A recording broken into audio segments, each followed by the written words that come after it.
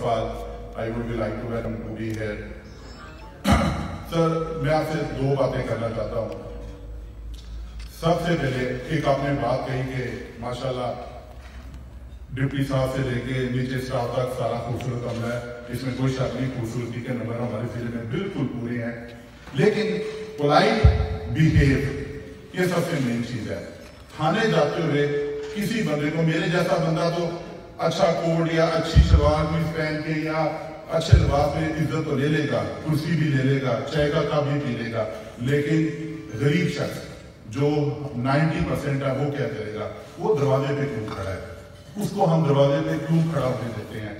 असल हमारा फोकस वो बंदा होना चाहिए, हमारा फोकस 90% होना चाहिए, 10% होना चाहिए।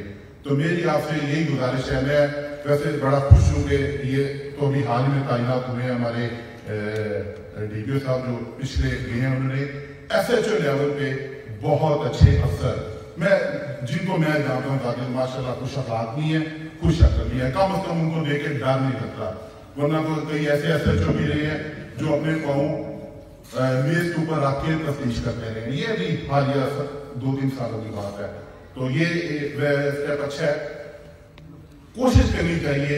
ये जिम्मेदारी आप पर आती है, ये रिस्पॉन्सिबिलिटी आप पर है कि आपका बिहेवियर कैसा है। मैं आपको गारंटी करता हूँ, आप अपना बिहेवियर दुरुस्त कर लें, आप अपना रवैया दुरुस्त कर लें, क्राइम इंशाल्लाह आहिस्ता आहिस्ता नीचे जाना शुरू हो जाएगा। एक दिन ऐसा आएगा जब वो बिल्कुल खत्म तो नहीं होगा, लेकिन बिल्कुल ना होने के बराबर रह जाएगा।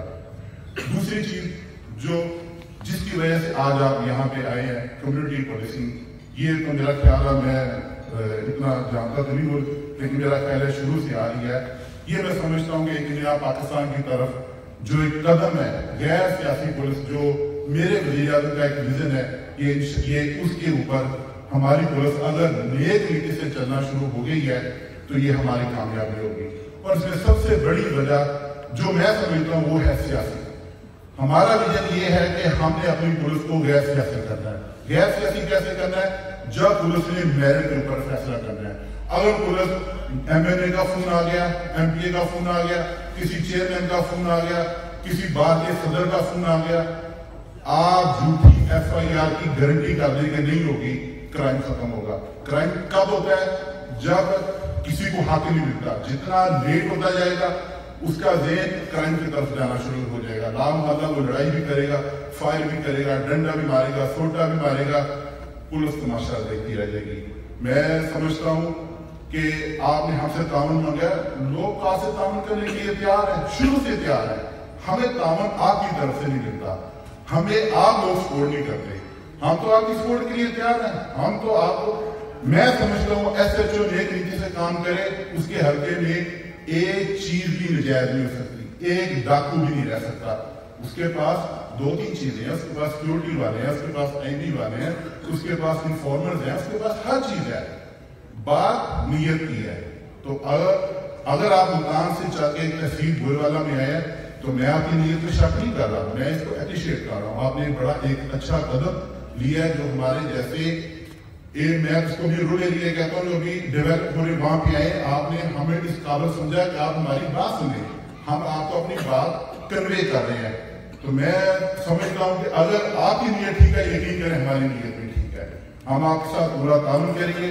इस नए पाकिस्तान में मैं आपको एक चीज बता दूं, अगर आपने इसको ट्रैक पे चला दिया, आपका नाम मुल्तान के सुनहरे हरूफ में लिखा जाएगा, अच्छे अफसरों में गिना जाएगा।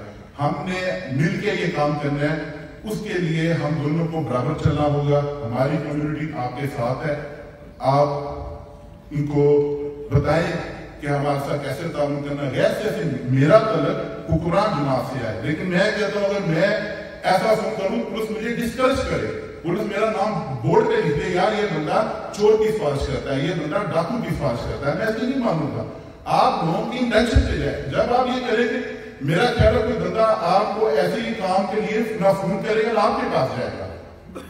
बाकी मेरी तरफ से आपका शुक्रिया, आप आए। अस्सलाम वालेकुम।